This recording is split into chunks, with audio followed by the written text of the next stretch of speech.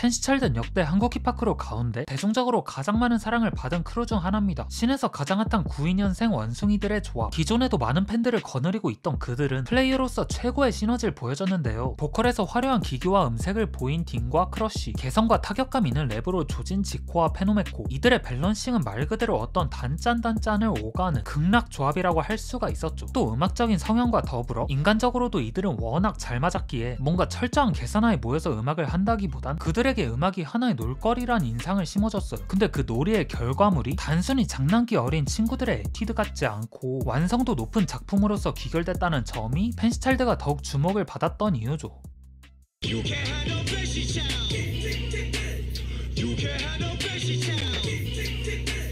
자리를 제대로 보고 누워야지. Fake bitches tryna act like me. 삶이란 건 알수록 의무투성인데 누구도 손들길 거려.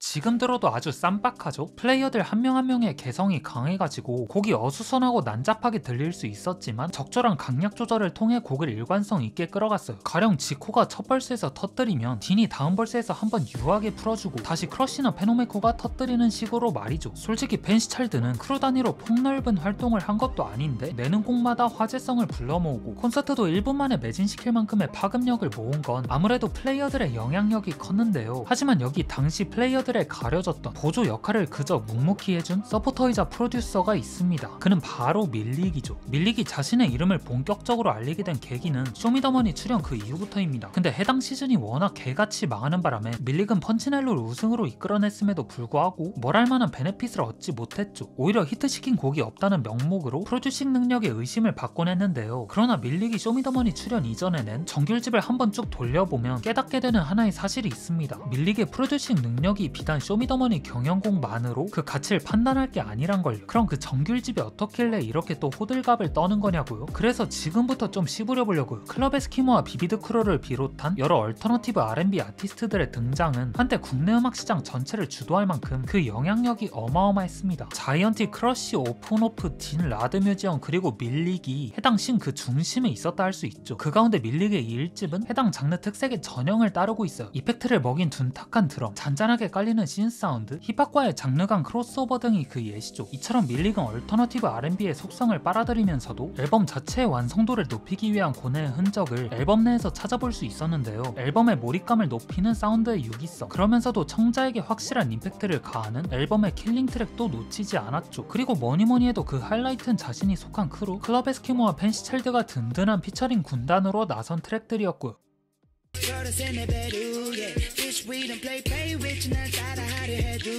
저기 더 높은 하늘 위로 주지 않은 swimming every day. 잠에들 이루 못 발견해. Just keep working. 나가봐 매 차이점은 놓지 않을 새. You're my topi야. 넌 내 현실 토피야.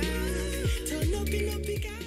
이글루에서 보인 매끄러운 변주, 파라다이스에서 보인 화려하지만 절제된 편곡, 밀릭은 크루 단위의 단체곡에서 걸출한 프로듀싱으로 앨범의 주인이 자신임을 드러내면서도 참여진들에게 꼭 맞는 옷을 선물했어요. 거기다 앨범 초반부에는 해외 각국에서 온 아티스트들과 합을 맞췄고 마지막엔 장필순이란 의외의 인물과도 호흡을 같이 했는데요. 그래서 전 정말 연관성이라고는 1도 없는 이들이 이 앨범 안에서 공존이 가능했던 이유를 한번 생각해봤어요. 근데 이 앨범을 꿰뚫는 하나의 공통된 주제, 이걸 따져보니까 그 이유를 납득할 수 있겠더라고요. 비달을 관통하는 주제가 바로 행복인데 이 행복이란 감정에 최적화된 따스한 프로덕션 위에 온기를 더하는 보컬의 소유자들이기 때문에 이 조합이 실현 가능했지 않았나 싶네요. 그리고 이걸 다른 측면에서 봐보면 밀릭은 자신이 구현하고자 하는 사운드에 부합하는 최고의 목소리를 찾는 그 안목이 뛰어나다 할 수 있는 거죠. 또 이런 그의 안목은 정확히 3년 뒤에도 큰 힘을 발휘해 펜시찰드 활동이 뜸해진 상태에서 지코가 KOG, 딘이 유일노, 마지막으로 밀릭이 파익스퍼미를 세웠을 때죠. 밀릭의 아티스트 영입 기준은 이렇습니다. 아티스트로서 뚜렷한 성향을 갖고서 정말 멋있는 음악을 할 줄 아는 아티스트여야 한다고. 그러니까 레이블을 음악적 동력으로 활용하지 않고 오직 성장을 위한 발판으로만 삼을 줄 알아야 한다는 거죠. 이처럼 파익스퍼밀은 자신의 주체성이 여실히 표출되는 음악을 표방하고 장르적인 색채도 뚜렷한 아티스트만을 색출합니다. 그렇다 보니 파익스퍼밀은 어떤 특정 장르로 규정된 아티스트들이 있는 게 아닌 다양한 영역에서 묵묵히 활동하던 제아의 쌉고수들만 속속들이 모여있는 거죠. 일단 블라 형님 같은 경우는 잔나비 좋아하면 무조건 무조건 빠져들 수밖에 없어요. 노스텔지어를 자극하는 사운드와 특유의 쓸쓸함과 애절함이 담긴 서정적인 가사, 그리고 잔향처럼 퍼지는 유니크한 목소리가 가을과 겨울 그 사이에 어딘가에서 속삭이는 듯해요. 블라의 노래를 들어본 사람들은 알겠지만 어떤 이에겐 혁오가, 또 다른 어떤 이에겐 폴킴이 그랬듯 블란 나만 알고 싶은 가수 카테고리에 들어갈 법하죠. 요즘 이런 음악을 하는 분들이 귀해지만큼 블라의 가치는 더 올라갈 것만 같고요. 저희 엄마도 노래를 듣고 좋아하는 거 보면 블란 리스너의 세대를 가리지 않는 광범위한 포용력을 가진 아티스트란 방증이 될 수 있겠네요. 재미없는 세상 속에 살아 애써 나의 맘 다잡아도. 그리고 현지아 이노님은 코러스 메이킹 능력이 진짜 개지려요. 잘 짜여진 훅만 있으면 반은 먹고 들어간단 말이 있듯이 현지아의 두 번째 EP 대부분의 수록곡들은 정말 반은 먹고 들어가죠. 아니, 개인적으로는 반을 뛰어넘어요. 벌스, 브릿지, 프리코러스 파트도 뭐 하나 버릴 거 없이 촘촘히 짜여진 각본마냥 제 역할을 다 하고 있죠. 그리고 이런 멜로디의 구성은 역시 현지아의 탄탄한 기본기에서 기인합니다. 정말 정규 1집부터 들으면서 느낀 건데 현지아 이노님 진짜로다가 구린 걸 한 적이 없어요. 특히 요즘에 들으실 거 딱히 없는 분들은 작년에 나온 EP는 꼭 한번 들어보세요. 절대로 후회 안 합니다. But I still remember all your favorite lines. So dramatic, I'm perfect. 그리고 하는 장르 스펙트럼이 넓은데 그걸 또 잘 소화한다는 게 아주 큰 장점이에요. 개인적으로 느끼기엔 첫 EP는 좀 실험적인 사운드로 아티스트로서의 숨겨진 내공을 보여줬다면 두 번째 EP는 사운드의 접근성을 높여서 많은 사람들의 귀에 익은 음악을 보여줬어요. 그만큼 두 번째 EP는 범대중적인 타겟팅을 설정했다 할 수 있죠. 거기다 뼈댄 인디 음악인데 팝, 댄스, 락, R&B, 포크 등 여러 장르들을 접목시켜서 만든 각 트랙들이 불협화음을 일으키지 않고 진짜 잘 버무려졌다 해야 할까요? 이 장르의 한계 지점을 초월하는 그 소스는 역시 한해 뛰어난 보컬 역량에 있고요. 리듬감도 뛰어나고 무엇보다 진짜 발음을 맛있게 뱉죠. 아직까지는 같이 make over. It's over, baby. 삶이 참 어려워.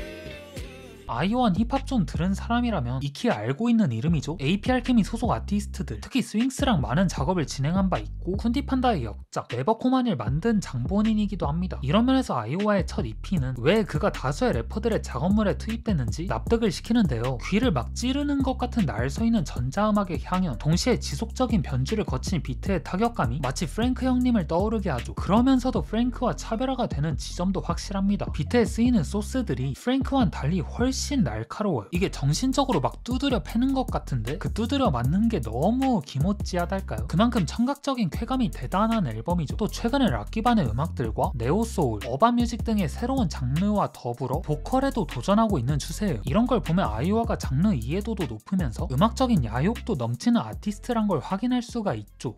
세르소소 난 파란시 빡보이 산의 오덕사 관심적인 사회적인 음악으로 문제 대하여.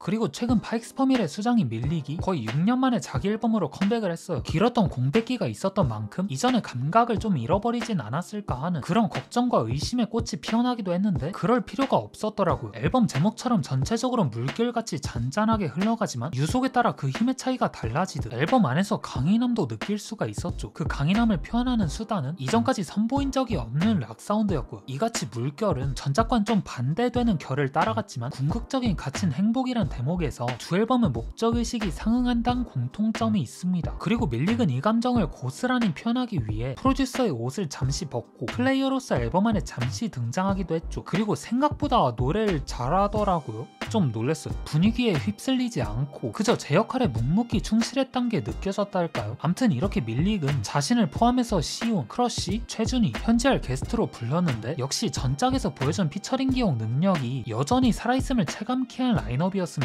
앨범의 메시지를 가장 잘 전달해줄 수 있는 그런 보컬들이라고 생각될 정도로요. Searching for a weak one to step up against and rather for each other. 살아가는 이유에 기억해줘 우리의 지금.